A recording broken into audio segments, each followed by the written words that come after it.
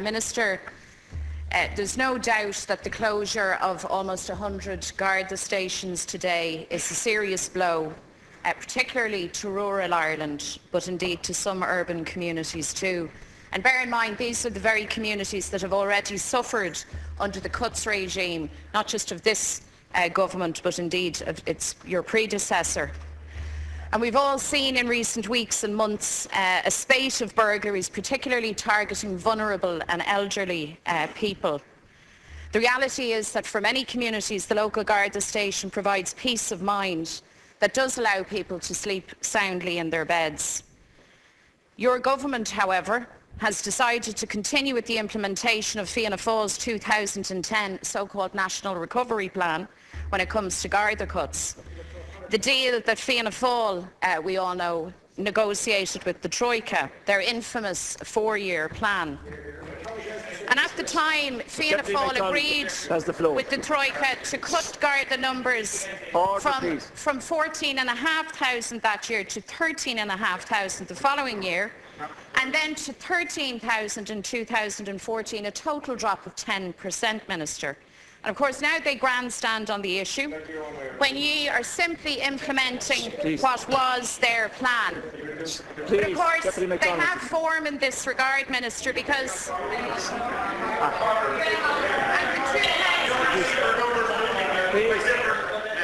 the 2010... I'm sorry. Deputy Mary, please. Look at deputies, all sides of the House.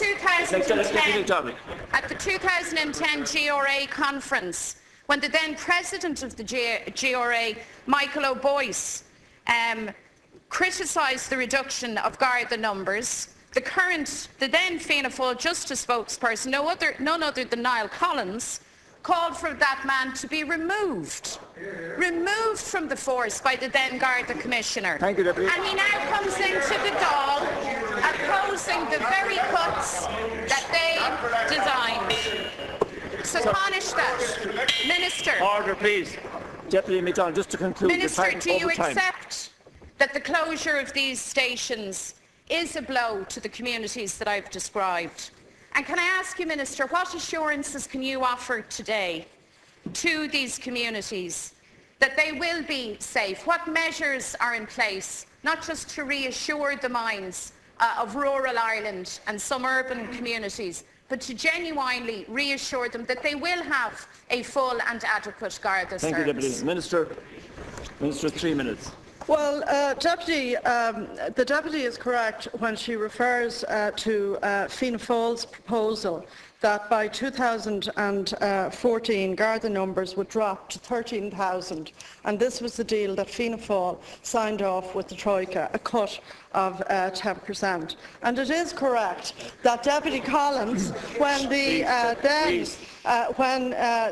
when the GRA spokesperson spoke out against Fianna Fáil's cuts, the response of the now Fianna Fáil Justice spokesperson, Deputy Collins, was to have them silenced. He called for the outgoing President of the Garda Representative Association, Michael O'Boyce, to be removed from the force by the then Garda Commissioner, Fianna Murphy, for a speech which was not delivered. The speech was not delivered, in which he had planned to criticise the then Fianna Fáil government and the programme of cuts. That's true.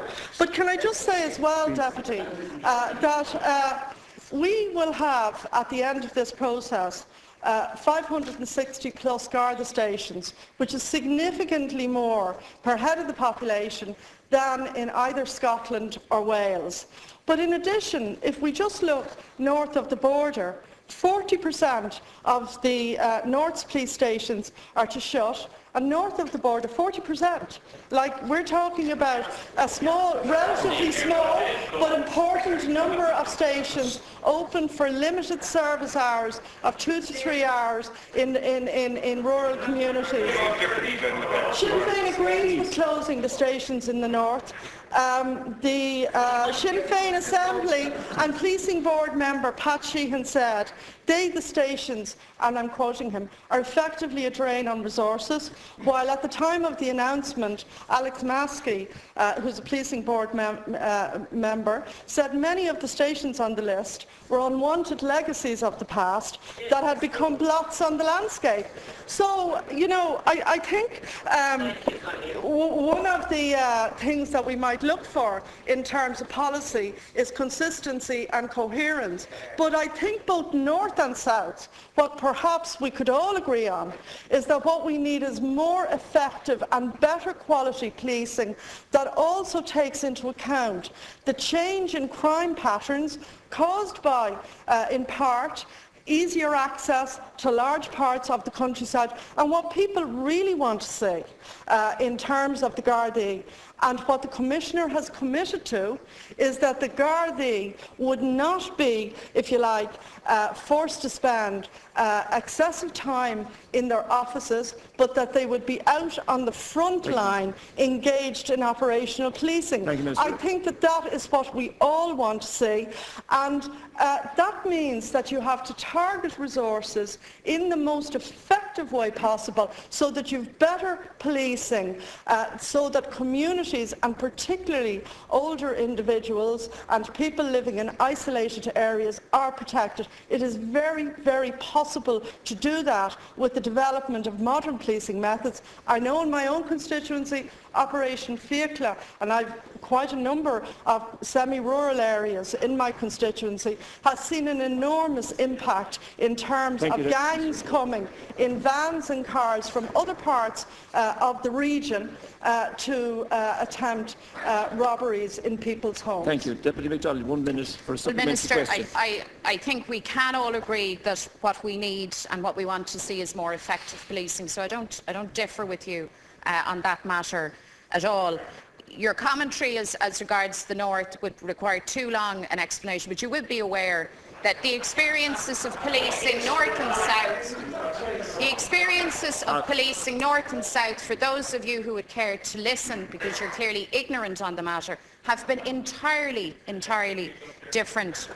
Can I say to you, Minister,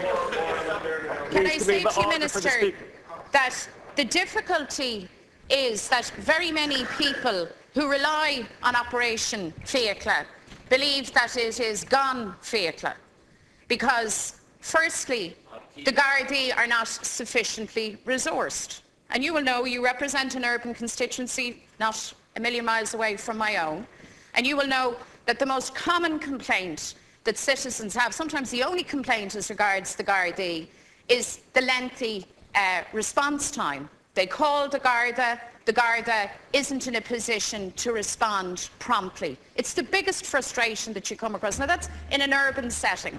Let's transport ourselves into rural Ireland. And we know that there has been a spate of very high profile and very vicious attacks, particularly on elderly people.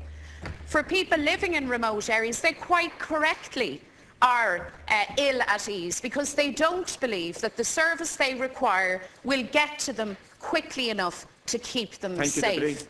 So can I ask you again, Minister, to at least acknowledge that the closure of almost 100 stations is a matter of grave public concern? And can I ask you, beyond the generalised rhetoric that you've offered, to be a lot more specific, what are the compensatory measures for those communities? Will there be additional Gardaí? I support civilianisation. I think it's exactly the right thing to do. Will that be accelerated? How many Gardaí will be freed up? Will the people in rural Ireland who are losing their stations at least know that there will be a Garda on the beat? Minister. Well, I think the Commissioner has addressed those issues, but can I just return to the issue of the North? Because I think comparative policing and success of comparative policing in different countries and different regions, both of the European Union and different parts of this island, is important in this debate. What is important in modern policing is that Gardaí are involved in frontline duties. And in the North, for instance, while the PSNI inherited 140 stations, in the context of your party being in government in the north, by 2015, just 49 stations will remain. Now ask yourself, why did your colleagues in the north agree to have a 40% reduction in the number of police stations? They did so, I assume, in order to allow for more effective use of policing resources by putting PSNI members out on the front line. No, comparative studies about what crime levels are in different areas is very important, and all of the wisdom in relation to modern policing, both in the United States and in Europe, is that the critical thing is to get police officers out on the front line, and Operation Fiacla is a very, very good example of that. And I've said that where it's been operating around the country, it's taking into account changes in crime pattern brought about by additional mobility due to the upgrade, in many cases, in the roads network. That's something that we have to deal with. And what the Garda Commissioner and the Garda management are working on is a programme and a plan to make for more efficient policing for the 21st century.